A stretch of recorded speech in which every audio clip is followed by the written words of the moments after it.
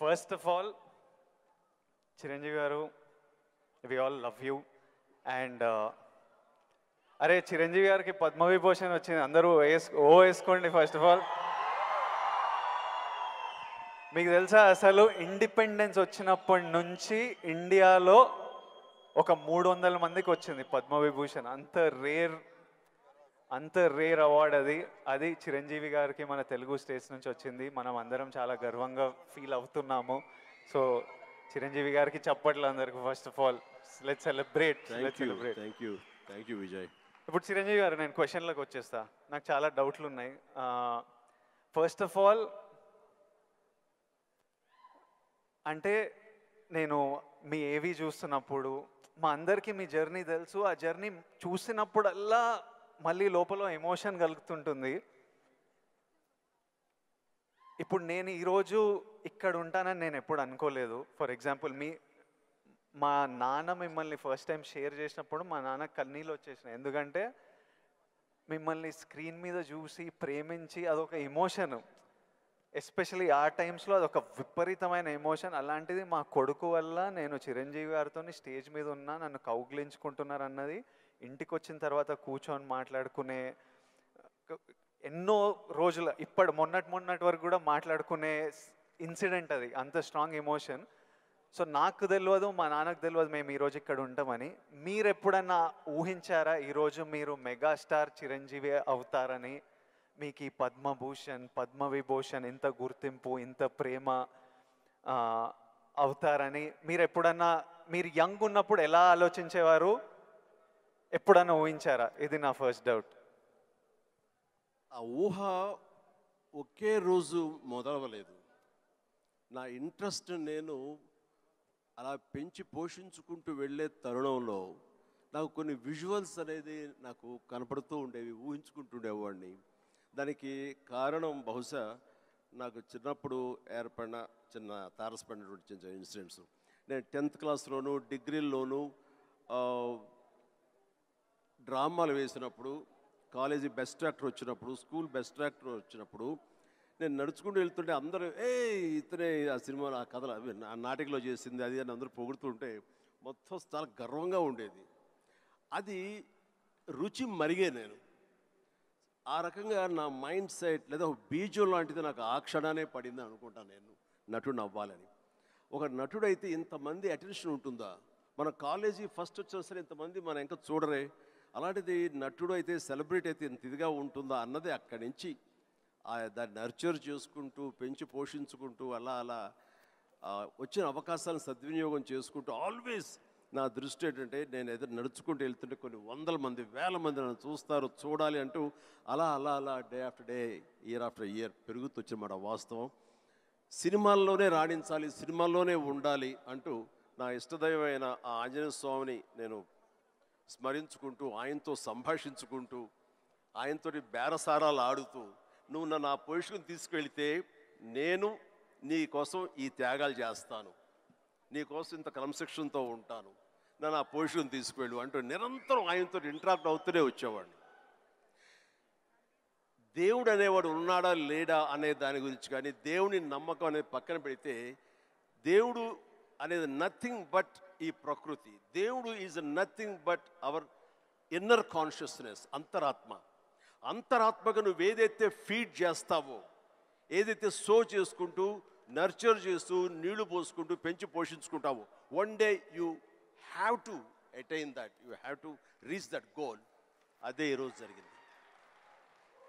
ఇప్పుడు మీరు కాబట్టి నీకు షార్ట్ ఆన్సర్ ఎస్, ఊహించారు, ఈ పొజిషన్ రావాలని ఊహించారు, అందుకే వచ్చారు.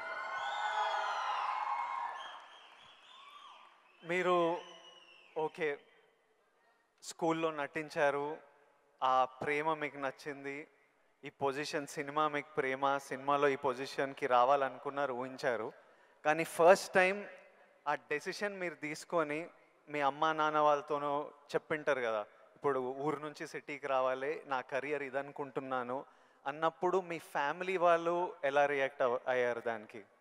నా అదృష్టం కొద్దీ మా నాన్నగారికి కూడా చిన్న సినిమా పిచ్చి ఉంది, అందుకని ఆయన అందులో రాణించలేకపోయారు. కానీ కొడుకు వెళ్తానంటే ఆయనకి ఇష్టమే, కానీ ఏమో అక్కడ పరిస్థితులు ఎలా ఉంటాయో, ప్రతికూల పరిస్థితులు ఏముంటాయో, తను రాణించగలడా లేదా అన్నది నాకున్నంత నమ్మకం నాన్నగారికి లేక సంశయించారు. లేదు నాన్న, నేను ఖచ్చితంగా వెళ్తాను, అది ఇది నువ్వు జస్ట్ పంపించు అని అంటే, సరే నాన్న అయితే వెళ్ళు, ఇన్స్టిట్యూట్ చేరతానన్నావు కాబట్టి, టెక్నికల్గా నేను నేర్చుకుని వస్తున్నావు అంటున్నావు కాబట్టి I will appreciate and welcome it. But only thing is, ఒకవేళ రాణించలేకపోతే ICAW చేరు, నైట్ కాలేజెస్, అదేనా టైం వేస్ట్ లేకుండా ఉంటుందంటే ఆయన కోసం చేరేది తప్ప నేను అందులో డౌట్ ఉండి అటు కాకపోతే ఇటు అనే డౌట్ నాకు లేదు. అందుకని ఆయన కోసం చేరాను. 6 నెలల్లో ICWA ఆపేశాను. ఇదే కంటిన్యూ చేసి వచ్చాను ఫిల్మ్ ఇన్స్టిట్యూట్. ఫిల్మ్ ఇన్స్టిట్యూట్లో ఉండగానే మొదటి సినిమా, ఆ తర్వాత రెండో సినిమా, ఆ సినిమా ఫినిష్ అవ్వకుండా మూడో సినిమా, అట్లా వరుసగా వచ్చిన విజయాలు. I proudly I can say, నాకు భగవంతుడు ఆఫీసులకి ఫోటోలు తీసుకెళ్ళి, సార్ ఇది నా ఫోటో సార్, నేను యాక్ట్ చేస్తాను సార్ అని చెప్పే ఒక పరిస్థితి నాకు కల్పించలేదు.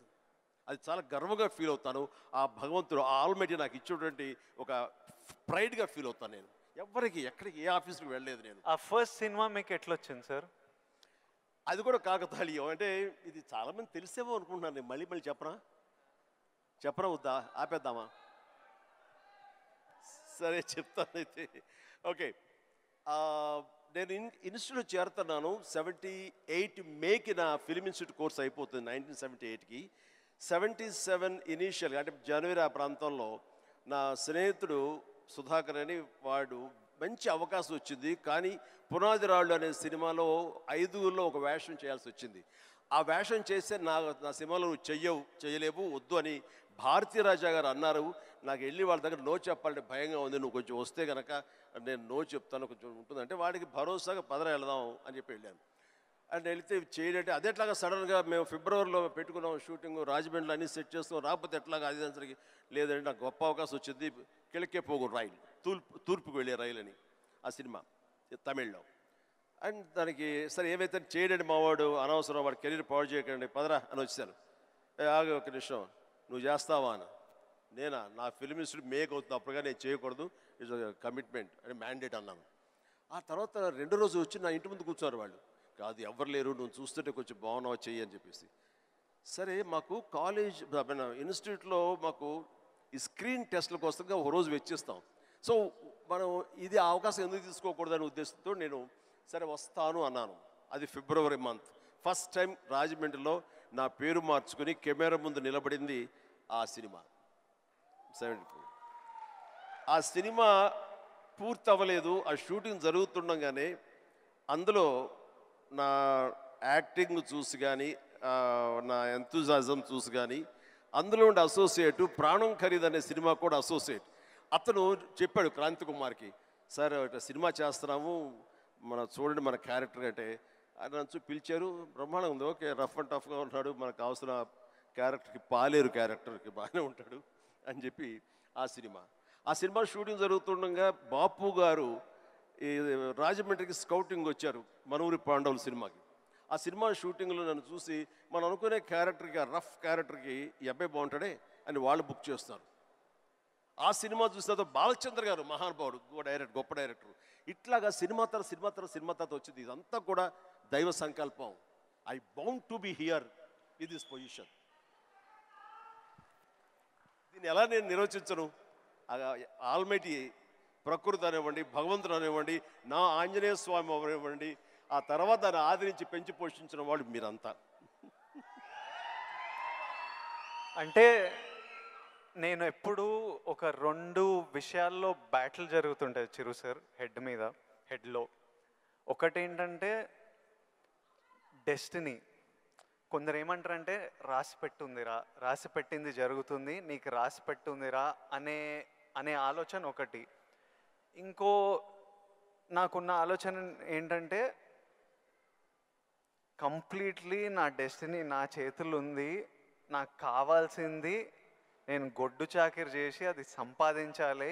ఎవ్వరు మనకు చేసేటోళ్ళు లేరు, ఎవ్వరు చూసేటోళ్ళు లేరు, ఎట్లయినా మనం చేసి మనకు కావాల్సింది మనం సంపాదించుకోవాలన్నది. సో ఈ డెస్టినీ అనేది ఉందా, లేకపోతే కంప్లీట్లీ మన ఓన్ శ్రమనా? ఇది నాకు ఇప్పటిదాకా ఫుల్ క్లారిటీ అయితే లేదు. దీని మీద మీ థాట్ ఏంటి? డెస్టినీ అనేది ఎక్కడో ఏవి లేదండి. ఆ డెస్టినీ క్రియేట్ చేసేది కూడా మనమే.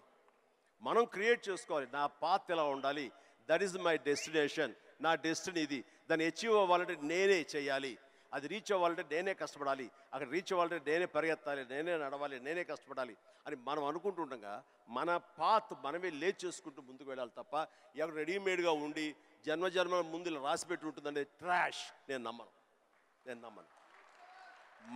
మనం సాధించుకోవాలి.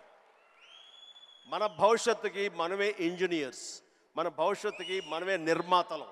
ఎస్, మనమే ఆ డెస్టినేషన్ అన్నది, ఆ డెస్టినీ అనేది మనమే ఏర్పాటు చేసుకోవాలి. మనం ఏర్పాటు చేసుకుంటేనే అక్కడ ఉంది అది. ఇంకోటి, ఇప్పుడు ఈరోజు నేను ఇక్కడ ఉన్నాను, 10 yearsలో నేను ఎక్కడ ఉంటానో నాకు తెలియదు. అలాగే మీకు తెలుసు, మీకు విజువల్స్, నాకు కూడా నేను 20-25 ఉన్నప్పుడు నాకు కొన్ని విజువల్స్ కనిపించేటివి. ఇట్లా నేను నిలబడ్డ జనాలు, అరుపులు, ప్రేమ, సినిమా ఇట్లా నాకు కనిపిస్తుంటుంది. మీకు కూడా మీరు చెప్తున్నప్పుడు అది నేను కనెక్ట్ అయ్యా. అది ఆ విజువల్స్ కనిపించిన ఈరోజు నేను ఇక్కడ ఉంటా అని నాకు తెలియదు. 10 years తర్వాత ఎగ్జాక్ట్లీ లైఫ్ ఎలా ఉంటుందో మనకు తెలియదు. మీరు ఇంత జర్నీ చూసారు కాబట్టి మీకు ఆ విజువల్స్ కనిపించాయి, ఈరోజు ఇక్కడ ఉన్నారు. కానీ మధ్యలో స్ట్రెస్ తీసుకున్న రోజులు ఉండింటాయి, డౌట్ పడ్డ రోజులు ఉండింటాయి. ఇట్లాంటివి మీకు ఏం జరిగింది, దాన్ని ఎలా డీల్ చేశారు, మాకేమన్నా అడ్వైస్? ఎందుకంటే వీళ్ళందరికీ కూడా 5 yearsలో ఎక్కడుంటారు, 10 yearsలో ఎంత పెద్దగా అవుతారు, ఏం ప్రాబ్లమ్స్ వస్తాయో మనకు ఎవరికి తెలియదు. మన శ్రమ మనం చేయాలి 100%. బట్ ఇమోషనలీ, మెంటలీ, సైకలాజికలీ ఎలా ఉండాలో I think there is no better than this man and his journey. ఎవరి లైఫ్ కేక్ వాక్ కాదండి. అండ్ ఏది కూడా, దేనికి కూడా షార్ట్ కట్స్ లేవండి. చాలా హర్డిల్స్ ఉంటాయి, తర్వాత ఎగుడు దిగుళ్ళు ఉంటాయి, ఎత్తు పల్లాలు ఉంటాయి, జయాపజయాలు ఉంటాయి, ఎగ్జైట్మెంట్లు ఉంటాయి, డిప్రెషన్లు ఉంటాయి. ఇవన్నీ కూడా తట్టుకుని వచ్చిన వాడిని, అవన్నీ నాకు జరిగినాయి. ఒకే ఒక ఎగ్జాంపుల్గా చెప్పాలంటే, నా మైండ్ సెట్ ఎలా ఉండిందంటే, ఒక ఉదాహరణకు చెప్పేస్తాను. న్యాయం కావాలనే సినిమా, శారద గారు ఆఫ్టర్ లాంగ్ గ్యాప్ రీఎంట్రీ, ఆవిడ ఒక డిఫెన్స్ లాయర్, నా తరపున కొంగర జగ్గయ్య గారు ఒక డిఫెన్స్ లాయర్, రాధిక ఒక దాంట్లో ఉంది, క్రాంతి కుమార్ గారు పైన క్రేన్లో ఉండి ఆయన కొంచెం ఆపరేట్ చేస్తారు, though is a producer. And 300-400 మంది, ఇప్పుడు ఇక్కడ ఎంతమంది ఉన్నారు ఈ హాల్లో అంతమంది జూనియర్ ఆర్టిస్ట్ తోటి ఉంది.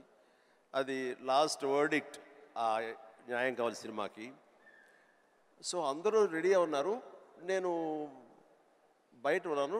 అసిస్టెంట్ డైరెక్టర్ వచ్చి పిలిచిన తర్వాత గబగబా వచ్చేస్తే నా బోన్లో నేను నుంచున్నాను. అందరూ ముందు ఆయన, ఏంటంటే మేము కూడా పిలవాలా, వచ్చి కూడా పడి ఉండారా మీరు, ఏంటంట అప్పుడే సూపర్ స్టార్ అనుకుంటారు మీరేమన్నా, ఉండండి, ఇది పెద్ద పెద్ద యాక్టర్లు లేరా, జగ్గయ్య గారు, శారద గారు అనేసరికి ఒక్కసారి గుండె పిండేసెట్ అయింది విజయ్.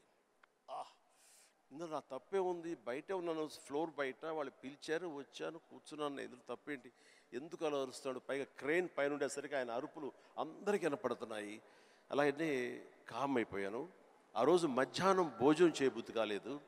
సాయంత్రం ఇంటికి వెళ్ళిపోయిన తర్వాత నా ల్యాండ్ ఫోన్ వచ్చింది. నేనే క్రాంతి కుమార్ని మాట్లాడుతున్నాను. చెప్పండి సార్. ఏం లేదు, శారద జ్ఞాపక శక్తి లేకో ఏమో తెలియదు, ఫిల్మ్ తినేస్తుంది. అప్పట్లో కోట 400 లేదా 500 అడుగులు మాత్రమే ఇచ్చేవాళ్ళు రోజుకి. ఆయన స్ట్రెస్లో ఆయన ఉన్నాడు, ఆయన కోపాన్ని దాన్ని నా మీద చూపించుకున్నాడు. బట్ అది కాదు నన్ను ఎంత నిర్వీర్యం చేస్తుంది, ఎంత డిప్రెస్ చేస్తుంది, ఇంతమంది ముందు నేను ఎంత అవమానానికి గురవుతాను అనుకున్నాను. కానీ ఆయన అన్న మాటలు, అవమానం అన్నీ పక్కన పెట్టి ఒక్క మాట మాత్రం నా మైండ్లో ఉండిపోయింది. అప్పుడు మీరు సూపర్ స్టార్ అనుకుంటారా అని. ఎస్, అవి చూపిస్తా. ఆ ఒక్క ముక్క మాత్రం నా మైండ్లో, నా మదిలో ఉండిపోయింది. కసి పెరిగింది. ఈ అవమానాన్ని, దాన్ని ఆయన మీద రెవెంజ్ తీర్చుకునే కంటే కూడాను దాన్ని నేను ఎదుగుదలకు నా స్టెప్స్గా నేను వాడుకున్నాను. ఇది వాస్తవం విజయ్. ఇలాంటివి చాలా జరిగినాయి. నా అవమానాలు కూడా నాకు అనుకూలంగా మార్చుకున్నాను. అందుకని నా ఎవరి మీద ద్వేషం లేదు. ఎవరు ఏమన్నా సరే, ఏ అవాకులు చవాకులు పేలినా సరే ఇలా కూర్చొని నవ్వుకుంటూ ఉంటాను. సార్, ఎందుకంటే ఎంత హార్డ్వేర్ వచ్చాడు నాకు మాత్రమే తెలుసు. అంత హార్డ్వేర్ వచ్చాడు నాకు ఇవన్నీ తట్టుకో నా దాకా రాదు. That's it. ఇప్పుడు మీరు కూర్చొని మీ రీల్ పడుతుంటే ఇంద్రాలో మీరు చూసింటారు, చూడాలనిలో మిమ్మల్ని మీరు చూసినప్పుడు మీకు ఏమనిపిస్తుంటుంది సార్?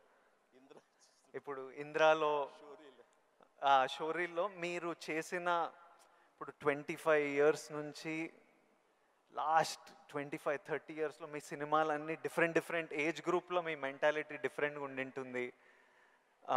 అప్పుడు మీ ఇమోషన్స్, మీ స్ట్రగుల్స్ డిఫరెంట్గా ఉండింటాయి. మీ టెన్షన్లు ఏదో సినిమాకి ఇప్పుడు నాకు ఈరోజు ఫ్యామిలీ స్టార్ రిలీజ్ అవుతుంది. నా షోరీలు ఎప్పుడైనా వేసినప్పుడు నాకు ఎవడే సుబ్రహ్మణ్యంది పడుతుంటే ఆర్ పెళ్లి చూపులది పడుతుంటే నాకు సడన్గా ఆ రోజు నేను ఎంత భయపడుతున్నా నాకు గుర్తొస్తుంటుంది.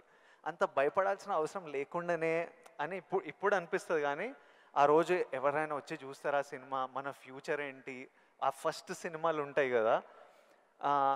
కొన్ని సినిమాలు చూసినప్పుడు అర్జున్ రెడ్డి అప్పుడు చూసినప్పుడు అప్పుడు ఎంత ర్యాష్గా ఉండేవాడిని, యంగ్ ఉండేవాడిని, మన జుట్టు వేరేలా ఉంటుంది, మన బాడీ వేరేలా ఉంటుంది, మన ఫీచర్స్ వేరేలా ఉంటాయి. మమ్మల్ని మనం చూసుకున్నప్పుడే ఒకలాగా విచిత్రంగా అనిపిస్తుంటుంది, ఇమోషన్స్ వస్తుంటాయి. అలాంటిది మీరు ఇవన్నీ iconic films, for example Indra అయితే మేమంతా అసలు mad about Indra. Most of your films మీకేమనిపిస్తుంటుంది మీరు చూసినప్పుడు? నాకు పెద్ద తేడా ఏం లేదు. ఇప్పుడు మ్యూజిక్ వేసి ఆ వేడం బిట్ ఏమంటే వేస్తాను. ఇప్పుడు అప్పట్లో అలా వేశారు, ఇప్పుడు చూస్తుంటే ఇప్పట్లో అప్పట్లో ఆ రెండు నాకు ఇష్టం లేని పదాలు. ఎందుకంటే అప్పట్లో అన్నావంటే ఇప్పట్లో నువ్వేమి లేనట్టే అని నాకు అస్సలు అట్లా అస్సలు కాదు. ఇప్పుడు ఇంకెక్కడో ఉన్నారు. అప్పట్లో కదా అని అనుకోను నేను ఇప్పుడేంటి, ఇప్పుడేం డెలివరీ చేయగలను, ఇప్పుడేం ఇవ్వగలను అనేది నా ఆలోచన. అలాగే ఉంటుంది. ఇప్పుడు మీరు అన్నట్లు ఇందాక షోరీలు చూస్తుంటే వైనా వేస్తాను ఇప్పుడు కావాలంటే అనిపిస్తుంటుంది. దానికి కావాల్సిన ఉంటుంది. అంటే ఫిజికల్గా అప్పుడంత యాక్టివ్గా ఉంటామా లేదా అనే దాని మీద మనది మభ్య పెట్టుకోకూడదు. కానీ బట్ మిగతా ఎనర్జీ కానీ జోష్ కానీ అదే హుషారు, అదే రక్తం, అదే తీరు అంటే మాత్రం ఏం తేడా లేదు. అది ఎప్పుడు కానీ ఒకటి మీరు అన్నట్లుగా నేను అర్జున్ రెడ్డిలో చూస్తుంటే ఆ రోజు నా కాన్ఫిడెన్స్, నేను నా హెయిర్ స్టైల్, నా పొగరు ఇవన్నీ చూస్తుంటే అవన్నీ మీ పెట్టుబడులు. అది మీ క్యారెక్టరైజేషన్. నా ఉద్దేశం, నా సలహా ఏంటంటే ఎప్పుడు వాటిని వదులుకోకండి. అవన్నీ కూడా మీకు మీ క్యారెక్టర్ నిలబెట్టేటటువంటి మీ చుట్టూ ఉండే కంచు కోటలు అవి. దాని నుంచి ఎప్పుడు షార్ట్ అవడం కానీ దాన్ని అలా ఉండదు. ఎప్పుడు అదే పొగరుతో ఉండండి, అదే యాటిట్యూడ్తో ఉండండి. You will be loved by many millions of the people. అది మీ ఎస్సెట్. అది ప్రతి వాళ్ళకు ఒక ఎస్సెట్ ఉంటుంది. నేను తల్లగా అరే ఏమో దొబ్బుతున్నారు ఏంట్రా బాబు అన్నానుకో, ఆ డైలాగ్ నాకు అతకదు, నీకు అతుకుతుంది, నేను లైక్ చేస్తాను అట్లా. అందుకని మన దగ్గర ఏవే ప్లస్ పాయింట్స్ ఉంటాయో వాటిల్లోనే మనం ఓన్ చేసుకోవాలి, వాటితోనే మనం ఇంటరాక్ట్ అవ్వాలి, వాటితోనే మనం అట్రాక్ట్ చేసుకోగలగాలి. అందుకనే అవి మీ అసెట్స్ ఏమున్నాయో అది ముందు గుర్తించాలి.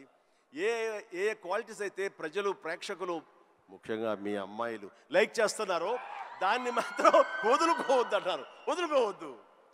Please do it. Thank you sir. ఇంకొకటి మన ఇన్ఫ్లుయెన్సర్స్ తరపున ఇప్పుడు మనం రిలీజ్కి ఎట్లా స్ట్రెస్, మొన్న చాలామందితో మాట్లాడుతుండే, మనం రిలీజ్కి ఎట్లా ఫీల్ అవుతామో, సినిమా మంచిగా ఆడాలి, మంచిగా ఆడకపోతే మనకు ఎనర్జీ పోతుంది కొన్ని రోజులు.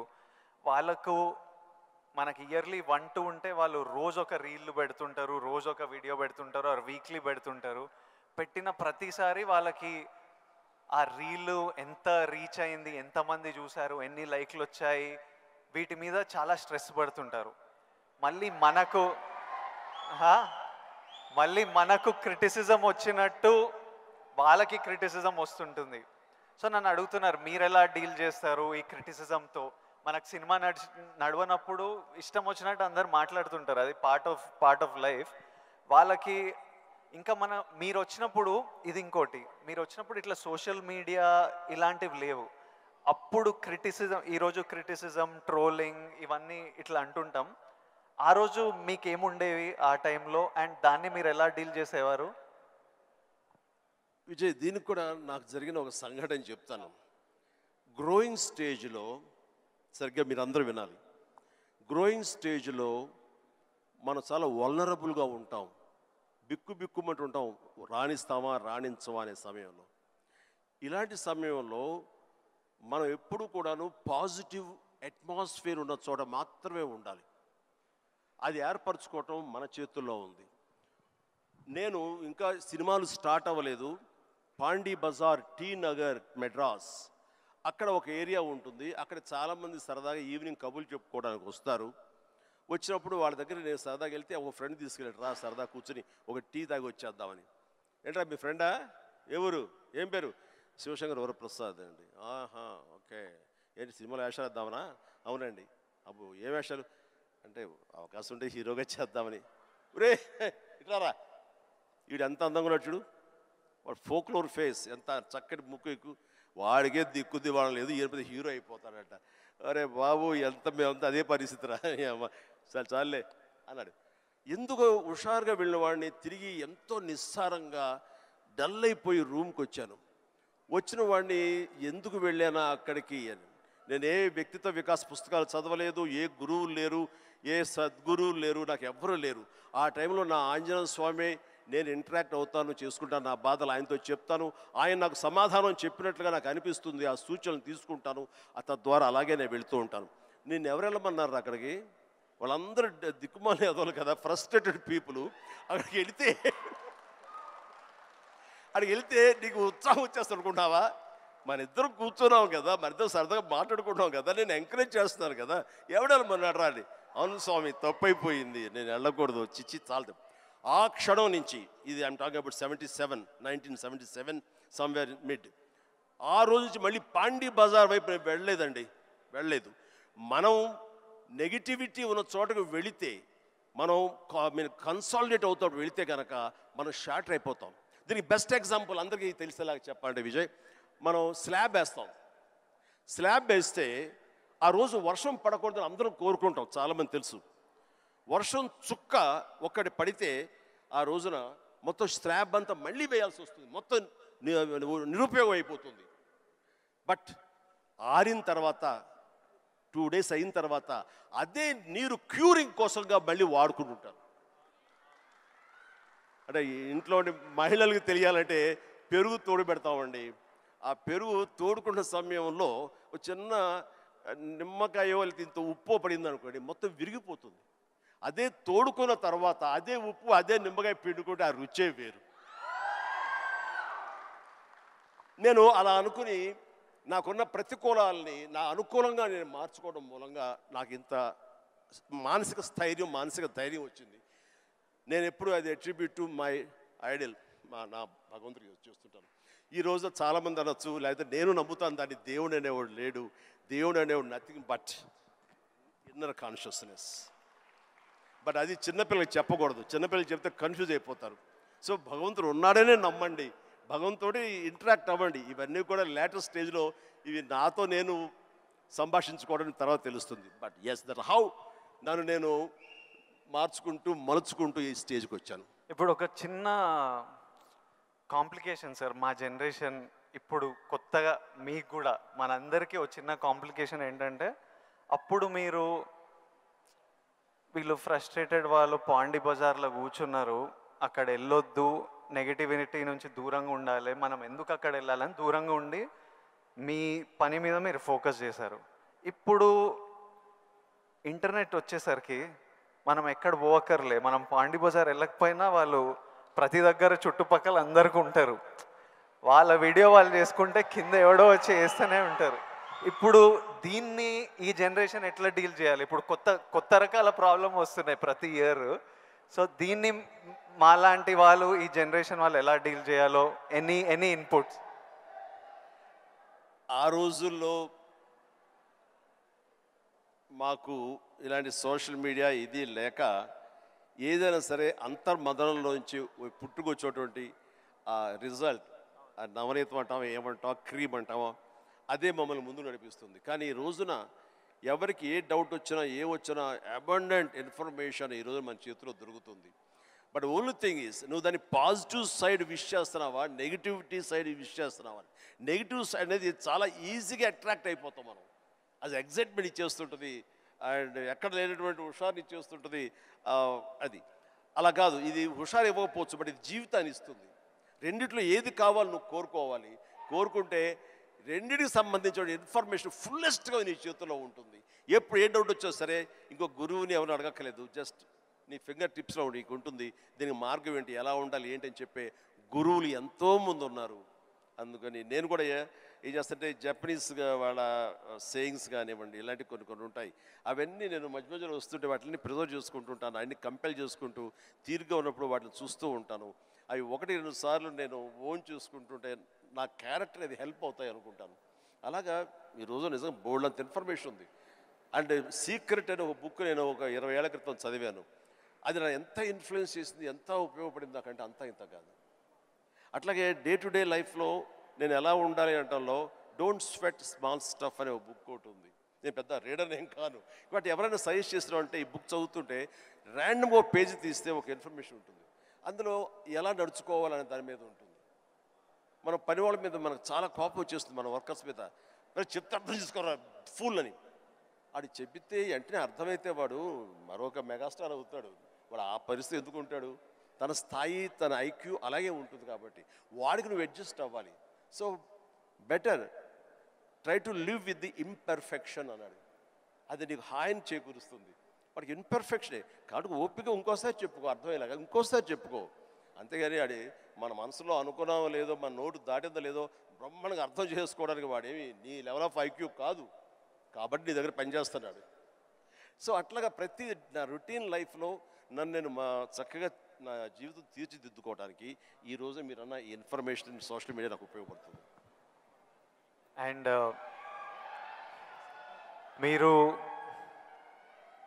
మీరు మెగాస్టార్ అవ్వకముందు మీరు కూడా ఒక మిడిల్ క్లాస్ ఫ్యామిలీ నుంచి వచ్చారు. వీళ్ళంతా మీరు ఈ సక్సెస్ చూసే ముందు all of you have come from struggling families, wanting to change your life, wanting big dreams. We wanted to know, I personally wanted to know, మీకు మీ ఇప్పుడు mega star, mega family, huge family అందరికీ మీరు guiding light, founder, origins. ఇవన్నీ అవ్వకముందు మీకెవరు ఒక family star? మీ family star ఎవరు? Course మా నాన్నగారే నా ఫ్యామిలీ స్టార్. నాన్నగారు ఎవరికైనా సరే ఆయన ఫ్యామిలీని ఎలా చూసుకుంటారు అనేది నేను ఆయన దగ్గర నుంచి నేర్చుకున్నాను. నాకు మా ఫ్యామిలీ హీరో అయినా, నా ఫ్యామిలీ స్టార్ అయినా మా నాన్నగారే. మా అమ్మకు 5-6 మంది చెల్లెళ్ళు ఉండేవాళ్ళు. మా తాత చనిపోయారు, వీళ్ళ దిక్కులేని వాళ్ళు అయిపోయేవాళ్ళు. మా నాన్నగారికి అరాకొర జీతం అయినా సరే ఆ జీతంలో వాళ్ళ మరదలను కూడా చేరదీసి అందరికీ పెళ్ళిళ్ళు చేసి వాళ్ళందరినీ తన బిడ్డలా చూసుకున్నారు. నాకు అనిపించింది ఫ్యామిలీ వాల్యూస్ కాపాడుకోవడానికి ఒక వ్యక్తి అనేవాడు నిర్ణయించుకుంటే వాళ్ళకి ఎలాంటి ఢోకా లేదు. అందుకనే నేను కూడా ఫ్యామిలీస్కి ఎంత విలువిస్తాను అనేది నేను సురేఖ కలిపి ఫ్యామిలీ ఎంత ఎదిగినా ఎవరి ఫీల్డ్లో వాళ్ళ ఎంత హైట్స్కి వెళ్ళినా ఒక్కొక్క అకేషన్లో మనందరం కలిసిగా మనం ఉండాలి. ఆ 3-4 డేస్ మనం కలిసి ఉండటం మూలంగా మళ్ళీ ఉండే ఇన్హిబిషన్స్, భేషజాలు, చిన్న అరాకొర ఉండేటువంటి మిస్అండర్స్టాండింగ్స్ ఇవన్నీ కూడా సమసిపోయి మనం ఎంతో మళ్ళీ మన బాండింగ్ చాలా స్ట్రాంగ్గా ఉంటుంది. సో ఇదే విధంగా మనం వెళ్ళొచ్చు అంటాం. మొన్న ఈ మధ్య సంక్రాంతికి అలాగే కలిసాము. దానికి ఎన్ని నెలలు ఎఫర్ట్స్ ఉన్నాయో తర్వాత పక్కన పెట్టి ఎదురు అందరూ సెలబ్రిటీసే కాబట్టి. బట్ దాని రిజల్ట్ ఏంటి, అమెరికా మేము వెళ్ళినప్పుడు ఏమంటే ఆ ఫోటో చూస్తుంటే ఇంత బిజీ పీపుల్ ఇలా కలిసి సంక్రాంతి బాగా స్పెండ్ చేస్తున్నారే, మనం ఇలాగే ఉంటాము, మనం కూడా అనుకుని కలవచ్చు కదా, ఎందుకు కలవు అనేది ఆ ఫోటో మాకు ఎంత ఇన్ఫ్లుయెన్స్ చేస్తుంది. ఆ పిక్చరు ఇది మీరు ఎంత గ్రేట్ మెసేజ్ ఇచ్చారు మీరు అనేది అంటుంటే వావ్ థ్యాంక్ యూ అనుకున్నాను. మీరందరూ కలిసి సెలబ్రేట్ చేస్తుంటే మేమంతా చాలా ఎంజాయ్ చేస్తాం. మీరు దోశలు చేస్తుంటారు అందరి కోసం. మీరు ఎలాంటి సినిమాలు చూడడానికి ఇష్టపడతారు Chiru sir? What films do you enjoy watching?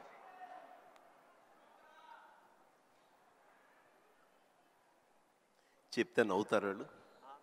తెలియాలి మా అందరి క్యూరియాసిటీ. ఎందుకంటే మా ఇంట్లో నవ్వుతారు. అది మిక్కీ మౌస్, లార్ల్ అండ్ హార్డీ ఇలాంటి సినిమాలన్నీ చూస్తుంటాను. అండ్ ఇది మన ఇలాంటి సినిమాలన్నీ కామెడీ సినిమాలు చూస్తుంటాను. సినిమాలుగా చూస్తే జాకీ చాన్ సినిమాలు చూస్తుంటాను, ఆ యాక్షన్ హై ప్యాక్డ్. ఇంకొంచెం బెటర్ సినిమాలు అంటే ఇప్పుడు టాప్ గన్ అని మొన్న వచ్చింది కదా, టామ్ క్రూజ్, ఇలా చూస్తుంటాను. ఏమంటే ఆ లవ్ స్టోరీ ఉన్న చూసారా మీరు, ఎంత బాగుంది టైటానిక్ షిప్, మీరు చూడాలంటే వావ్ గ్రేట్ మూవీ ఎస్ అన్నాను, కానీ నేను దాన్ని చూడలేకపోయాను. అంటే ఏదో విషాదం, బాధ అది అన్ని. అందుకనే నేను సినిమాలకు సంబంధించి మాత్రం లైట్ హార్టెడ్ ఫిలిమ్స్ చూస్తాను. అందుకని నాకు మా గ్రాండ్ డాటర్స్తో మాత్రం మంచి మ్యాచ్ అవుతుంటుంది. అందుకని వాళ్ళు ఎంతసేపటికి కోకో మిలన్ ఇలాంటివి కొన్ని చూస్తుంటారు, నేను కూడా వాళ్ళతో కూర్చొని అలా చూస్తూ ఉంటాను. వాళ్ళు వెళ్ళిపోతారు కానీ ఇంకా అలా చూస్తూనే ఉంటాను. ఏమండి ఆపేయండి వెళ్ళిపోయాడు, అవునా కదా బాగానే ఉందని.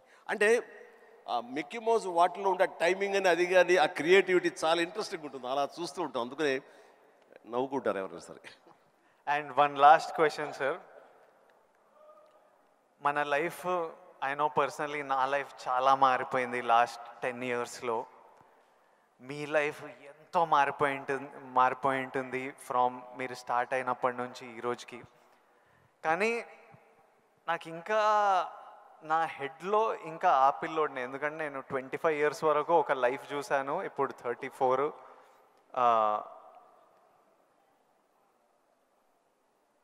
ఐ వాంట్ టు నో,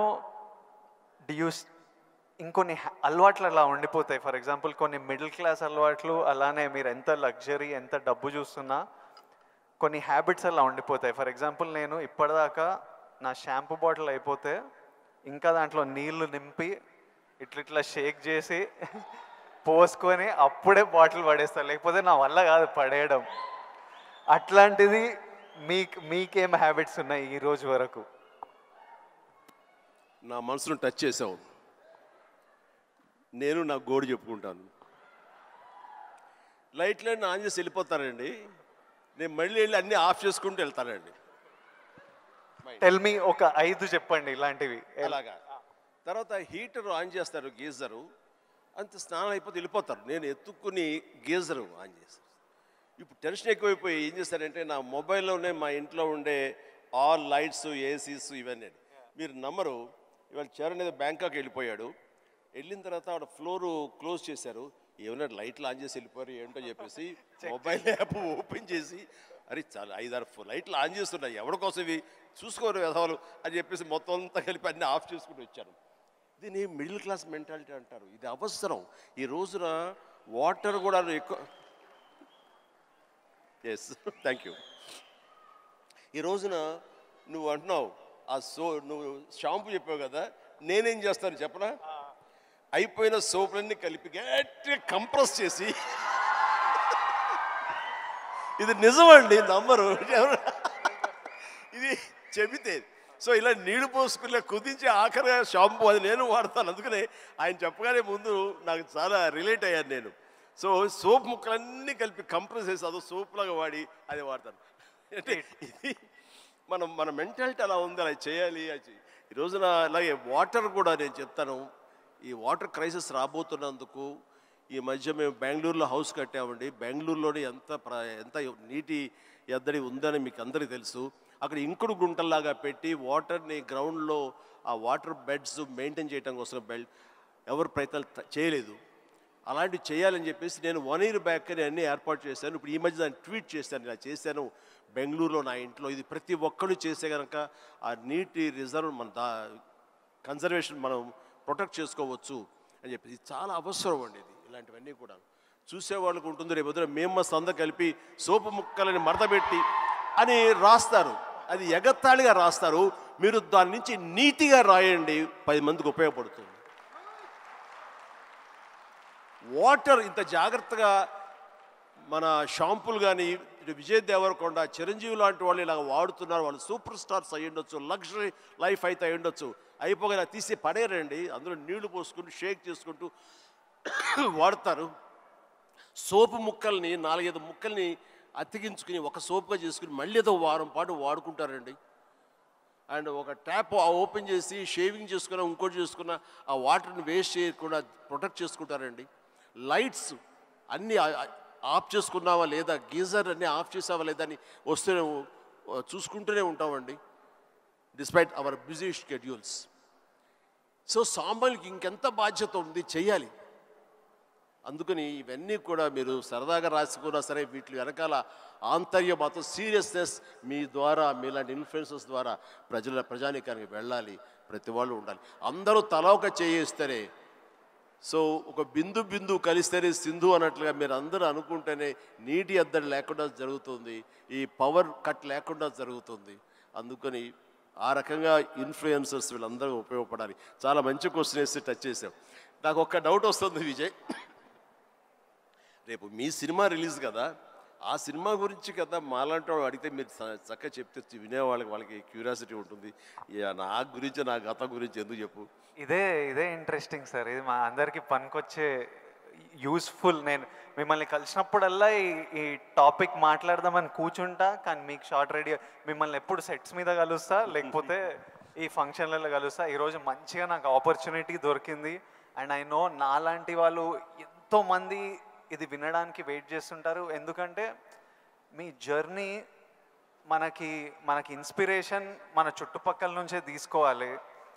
నేను యాక్టర్ అవుదామని నేను ఫిక్స్ అయినా, నేను యాక్టర్ అవుతా, నేను యాక్టర్ కాదు చాలా పెద్ద యాక్టర్ అవుతా అని చెప్పేవాడిని. ఒక్క సినిమా లేదు చేతిలో, కానీ ఇట్లాంటి ముచ్చట చెప్పేవాడిని. కానీ ట్రై చేసినప్పుడు నాకు అర్థమైంది ఇది ఈజీ కాదరా, అసలు ఆఫీసులకే ఎంట్రీ ఇస్తలేరు అన్నప్పుడు. సో నేను రోజు ఇంట్లో ఒక 2-3 ఇయర్స్ అట్లా ఇంట్లో కూర్చొని ఇంకా కొంచెం లో అయిపోతుంటే డాడీ అప్పుడు మీ గురించి చెప్పేవారు, అరే చిరంజీవి గారు మీ స్టోరీ చెప్పేవారు, మీరు ఎట్లొచ్చారు, ఎట్లా మీ పర్ఫార్మెన్స్తోని, మీ బిహేవియర్తోని, మీ ఇంటెలిజెన్స్తోని మీ జర్నీ గురించి మాట్లాడి, and he reminded me that you came from nowhere. And నాకు అరే ఇంకొకరు వచ్చి ఈరోజు అప్పటికి మీరు మెగాస్టార్, అరే ఎవరో ఫ్రమ్ నథింగ్ వచ్చి మెగాస్టార్ అయ్యారంటే మనం ఎందుకు కాలేమో, అవ్వచ్చు కదా అని నేను మీ జర్నీ నుంచి అది తీసుకున్నా. సో ఈరోజు ఈ కాన్వర్జేషన్ నుంచి ఎంతోమంది ఎన్నో డీటెయిల్స్ తీసుకుంటారు, ఎవరికో ఎలానో హెల్ప్ అవుతుంది అన్న నమ్మకం, అందుకే ఈ కాన్వర్జేషన్. అండ్ ఫ్యామిలీ స్టార్ గురించి April 5th వస్తుంది. మిగతా కంటెంట్ అంతా మీరు చూసారు, ఇంకా చెప్పే అవసరం లేదు. ఈరోజు బుకింగ్స్ కూడా ఓపెన్ అయిపోయాయి. ఐ నో దట్ చిరంజీవి గారు చూసిన తర్వాత విపరీతంగా ఎంజాయ్ చేస్తారు. చిరంజీవి గారికి గీతా గోవిందం కూడా చాలా ఇష్టం. గీతా గోవిందం చూసి మా సక్సెస్ మీట్కి వచ్చి ఎంతో ఎంజాయ్ చేశారు, కాబట్టి మా సక్సెస్ మీట్కి వచ్చి మాతో సెలబ్రేట్ చేశారు. అండ్ ఐ నో ఇది నెక్స్ట్ లెవెల్ ఆఫ్ గీతా గోవిందం ఉంటుంది కాబట్టి, చిరంజీవి గారికి హ్యూమర్ ఇష్టం కాబట్టి. ఇంకోటి చెప్పాలి మీకు, నేను సినిమాలు చేస్తుంటే ఎప్పుడు మా టీం ఒకటి ఉంటుంది, నా ఫ్రెండ్స్, నా మేనేజర్, వాళ్ళు ఎప్పుడు విజయ్ నువ్వు ఎప్పుడు ఇట్లా సీరియస్ సినిమాలు చేస్తావు, ఎప్పుడు ఏదో రియలిస్టిక్గా ఉండాలని, ఇట్లా కాదు, మేము యాజ్ ఫ్యాన్స్ మా హీరో అల్లరి చేస్తుంటే స్క్రీన్ మీద ఎంజాయ్ చేస్తాము అని నేను అర్థం చేసుకోకపోయేవాడిని. ఊరికే మీ ఎగ్జాంపుల్ ఇచ్చేవారు, చిరంజీవి గారు స్క్రీన్ మీద అల్లరి చేసి డ్యాన్స్ చేసి అట్లా మమ్మల్ని ఎంటర్టైన్ చేస్తే మేము ఎంత ఎంజాయ్ చేస్తాము అని నాకు గుర్తు చేసి మీ సినిమాలు రిలీజ్ అయినప్పుడల్లా నాకు పంపిస్తారు, ఈ చూడు. ఇప్పటిదాకా మొన్న వాల్టేర్ వీరయ్య అవి కూడా పంపిస్తూ, చూడు చిరంజీవి గారు ఇట్లా చేస్తే మేము థియేటర్లో ఎంత ఎంజాయ్ చేసామని. ఫైనల్గా అల్లరి చేసిన చిరంజీవి గారు ఈ సినిమాలో, and they are all happy, my team. So hopefully you will enjoy the film too. And finally should we surprise Chiranjeevi garu? Should we do the surprise last? దానికన్నా ఒక్క సెకండ్ ముందు we have a few more activities. Actually మీకు నేను ఉన్నానని గుర్తు చేద్దాం అనుకున్నా. So all the very best. ఎందుకంటే నాకు గీతా గోవిందం, పరశురామ్ అండ్ తన దీంట్లో నాకు చాలా ఇష్టం. అందుకని అండ్ మాకు ఒక్కొక్క సినిమా రిలీజ్ అయ్యే ముందు ఎంత ఉంటుందంటే, ఈ రోజుకి ఇన్ని సినిమాలు రిలీజ్ అవుతుంటే ఫస్ట్ సినిమా రిలీజ్ అవుతుంది అంత కంగారుగా, అంత ఇదిగా ఉంటుంది. సో తన హార్ట్ నేను ఇప్పుడు చూడగలను, అది 100-200 కొట్టుకుంటూ ఉంటుంది సినిమా రేపు రిలీజ్ అయ్యి పెద్ద హిట్ అయింది అనేంతవరకు. సో ప్లీజ్ మన కష్టం వృధా కాదు, డెఫినెట్లీ పెద్ద హిట్ అవుతుంది, డెఫినెట్ బాగుంటుంది. అందులో ఫ్యామిలీ మ్యాన్ అనేసరికి మన మన యూతే కాకుండా ఫ్యామిలీ వాళ్ళు కూడా అందరూ సినిమాకి వస్తారు. దీనికి మంచి టైటిల్ కూడా పెట్టారు. పరశురామ్ ఆఫ్ కోర్స్ కామెడీ చింపేస్తాడు, అది ఇందులో రాణిస్తా కూడా. All the very best, good luck.